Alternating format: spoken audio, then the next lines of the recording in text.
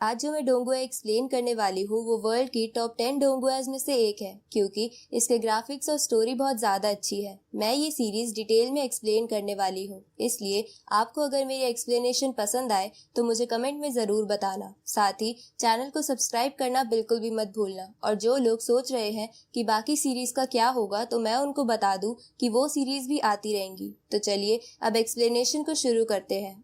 तो इस पार्ट की शुरुआत में हम एक नरेटिंग वॉइस को सुनते हैं जो हमें बताती है कि करीब 100 सालों पहले अर्थ पर आरआर नाम का वायरस फैल गया था, जिसकी वजह से करीब 2 बिलियन लोग मारे गए। साथ ही इस वायरस ने बहुत सारे एनिमल्स, बर्ड्स और इंसेक्ट्स को भी इन्फेक्ट कर दिया, जिसकी वजह से उन सबके जीन्स में चेंजेस हुए और वो सब बड़े और खतरनाक बीस्ट और मॉन्स्टर्स में बदल गए और इंसानों पर हमला करने लगे। तो उन मॉन्स्टर्स यानी म्यूटेंट से बचने के लिए इंसानों ने न्यूक्लियर बॉम्ब्स का इस्तेमाल किया, पर न्यूक्लियर बॉम्ब्स की मदद से वो मॉन्स्टर्स पूरी तरह खत्म नहीं हुए, बल्कि इसकी वजह से और भी ह्यूमंस मारे गए। तो अब अर्थ की ऐसी सिचुएशन देखकर यूनाइटेड नेशन इमरजेंसी डिक्लेयर कर दी, जिसके बाद बचे हुए लोग गवर्नमेंट के द्वारा बनाए गए प्रोटेक्टेड एरियाज में चले गए, पर वहाँ भी वो मॉन्स्टर्स आ रहे थे। तो सभी गवर्नमेंट्स ने मिलकर मिलिट्री की ट्रेनिंग और एडवांस टेक्नोलॉजी की मदद से स्पेशल लोगों की एक सेना तैयार करी, जिन्हें मार्शल प्रैक्टिशनर बुलाया जाता था, क्योंकि उनमें आरआर वायरस की वजह से स्पेशल एबिलिटी आ गई थी और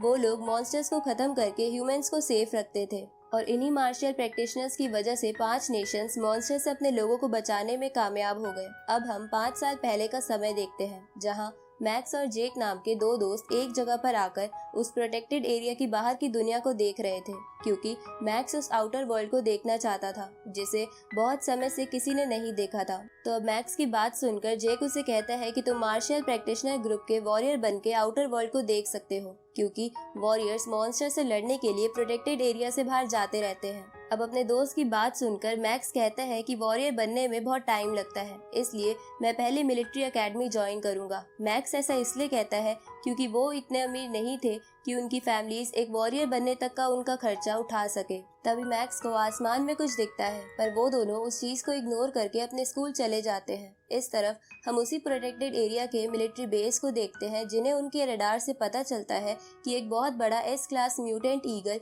उनके बेस की तरफ तेजी से आ रहा था। तो अब ये जानकर मिलिट्री चीफ उस ईगल को मारने के लिए बहुत सारे फाइटर जेट्स भिजवाता है। जो फाइटर जेट्स उस ईगल के पास पहुंचकर उस पर मिसाइल से अटैक करते हैं, लेकिन मिसाइल से ईगल को कुछ भी नहीं होता, बल्कि वो ईगल अपने फेदर्स की मदद से उन सभी जेट्स को डिस्ट्रॉय कर देता है, क्योंकि उस ईगल के फेदर्स डायमंड की तरह शार्प थे। अब अपने जेट्स की ऐसी सिचुएशन देखकर military chief marshal practitioner group से एक वॉरियर को बुलाने को कहता है, क्योंकि वो ईगल तेजी से सिटी की तरफ बढ़ रहा था। अब हम सिटी को देखते हैं, जहां न्यूज में नेशनल रिसर्च इंस्टीट्यूशन की बात चल रही थी, क्योंकि रिसर्च सेंटर ने आरआर वायरस को एयर से कम करने का रास्ता ढूंढ लिया था। ये न्यूज सुन के अपने स्कूल जा रहा मैक्स रिसर्च सेंटर की तारीफ करता है। तभी मैक्स के साइड से एक ईवा नाम की उसकी एक क्लासमेट गुजरती है, जिसे मैक्स बहुत पसंद करता था। साथ ही ईवा भी मन ही मन मैक्स को लाइक करती थी। अब ईवा को देखकर मैक्स उससे बात करने के लिए उसके पास जाता है, पर उसी वक्त वहाँ हाओ बाई नाम का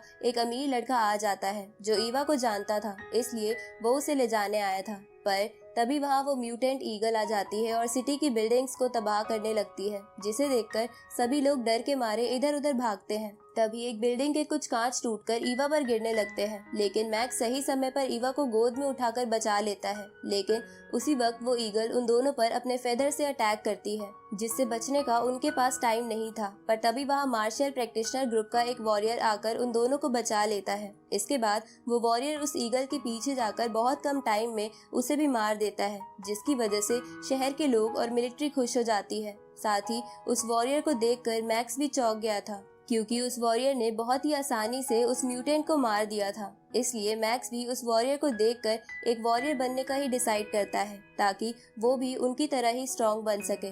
अगले दिन हम मैक्स का स्कूल देखते हैं, जहाँ टीचर सभी स्टूडेंट्स को विश करता है, क्योंकि कल उन सबका मिलिट्री एकेडमी का एंट्रेंस एग्जाम था। पर मैक्स टीचर की बातों पर ध्यान ना देकर ईवा को ही देखे जा रहा था। पर ये बात हाओ बाई को अच्छी नहीं लगती क्योंकि वो ईवा से शादी करना चाहता था। इसलिए हाओ बाई स्कूल के बाद मैक्स से मिलता है और उसे कहता है कि मैं भी तुम्हारी तरह एक वॉरियर बनना चाहता हूँ, तो चलो हम दोनों एक फाइट करते हैं। तभी हाओ बाई के दोस्त वहां आकर मैक्स को घेर लेते हैं, जिसके बाद हाओ बाई मैक्स से कहता है कि हम तीनों मार्शल आर्ट हॉल के सीनियर स्टूडेंट्स हैं, इसलिए आज हम तीनों तुम्हें अच्छा सबक सिखाएंगे। उसी वक्त मार्शल आर्ट हॉल का चीफ भी वहां से गुजर रहा था, पर वो हाओ बाई और अपने स्टूडेंट्स को वहां देखकर रुक जाता है। तभी हाओ बाई के दोस्त मैक्स पर अटैक कर देते हैं, लेकिन मैक्स उनके अटैक से बचकर हाओ बाई का दांत तोड़ देता है। ये देखकर हाओ बाई मैक्स पर एक वेपन से अटैक करता है, लेकिन मैक्स फिर से खड़ा होकर उन तीनों को बहुत मारता है। अब मैक्स की ऐसी स्किल्स देखकर वो चीफ अपने ड्राइवर से मैक्स के बारे में पता करने को कहता है।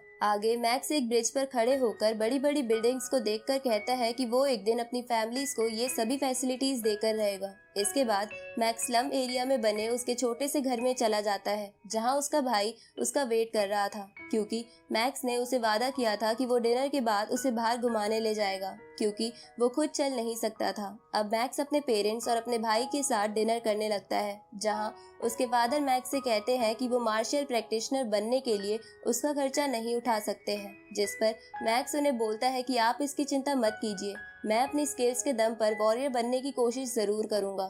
अगली सुबह मैक्स जल्दी उठकर एग्जाम देने के लिए घर से निकल जाता है, लेकिन कुछ गुंडे मैक्स का रास्ता रोक लेते हैं, जिन्हें हाओ बाई ने भेजा था ताकि वो मैक्स को एग्जाम देने के लिए लेट कर सके। अब उन गुंडों को देखकर मैक्स उनसे लड़ने लगता है, लेकिन उनसे लड़ते लड़ते बहुत टाइम चला जाता है, जिसकी वजह से क्लास में एग्जाम स्टार्ट हो गया था। और जब मैक्स अपनी क्लास में पहुंचता है तो टीचर उसे अंदर नहीं आने देता, क्योंकि वो भी हाओ बाई से मिला हुआ था। तभी वहाँ पर जिज्ञान हॉल का वो चीफ आ जाता है और टीचर से कहता है कि रूल्स के अकॉर्डिंग ये लड़का अभी भी एग्जाम दे सकता है। तो उस चीफ की बात सुनकर टीचर डर के मारे मैक्स को एग्जाम देने की परमिशन दे देता है, जिसके बाद मैक्स उस चीफ को थैंक यू बोलकर एग्जाम देने लगता है। लेकिन जब एग्जाम खत्म होने में आधा घंटा बाकी था, तब हाओ बाई अपने दोस्तों को इशारा करता है, जिसके बाद वो दोनों आपस में लड़ने लगते हैं और मैक्स की आंसर शीट नीचे गिरा देते हैं। तभी हाओ बाई जानबूझकर उस आंसर शीट को पूरी तरह अपने जूतों से गंदा कर देता है, जिसकी वजह से मैक्स को एग्जाम फिर से लिखना स्टार्ट करना पड़ता है।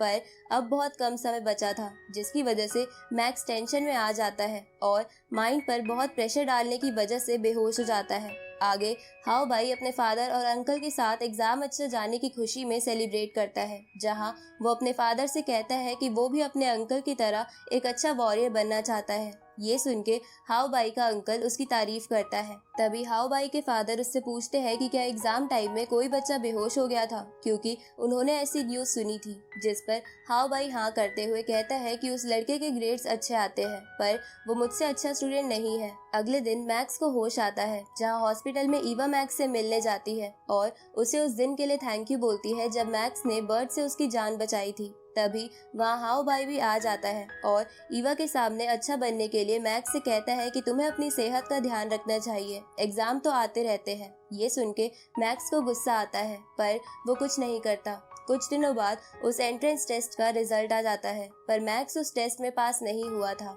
जिसकी वजह से वो बहुत निराश हो जाता है। साथ ही ईवा को भी मैक्स के लिए बुरा लगता है। आगे मैक्स रेगुलर चेकअप के लिए फिर से हॉस्पिटल जाता है, जहां उस मार्शल आर्ट हॉल के चीफ उसे मिलने आते हैं और उसे बताते हैं कि उन्होंने मैक्स को लड़ते हुए देखा है और उन्हें मैक्स की स्किल्स और स्ट्रेंथ कमाल की लगी है, क्योंकि ऐसी स्किल्स और स्ट्रेंथ सूडो लेवल के वॉरियर के पास होती है, जो कि मार्शल प्रैक्टिशनर का फर्स्ट लेवल है। ये सुन के मैक्स हैरान हो जाता है। इसके बाद वो चीफ मैक्स को बताते हैं कि उसे सूडो प्रैक्टिशनर का टाइटल पाने के लिए एक एग्जाम देना होगा, जिसके बाद वो फर्स्ट लेवल का प्रैक्टिशनर बन जाएगा। पर एग्जाम देने से पहले मैक्स का एक टेस्ट होगा, जिससे पता चलेगा कि मैक्स एग्जाम देने के लायक है भी या नहीं। अब उस चीफ की बातें सुनकर मैक्स उस एग्जाम और टेस्ट को देने के लिए मान जाता है, क्योंकि मार्शल प्रैक्टिशनर बनने के बाद उसे गवर्नमेंट की तरफ से फाइनेंशियल हेल्प मिलेगी, जिसकी मदद से उसकी फैमिली एक अच्छी लाइफ बिता पाएगी। अब मैक्स के ये डिसाइड करते ही ये पार्ट यहीं खत्म होता है।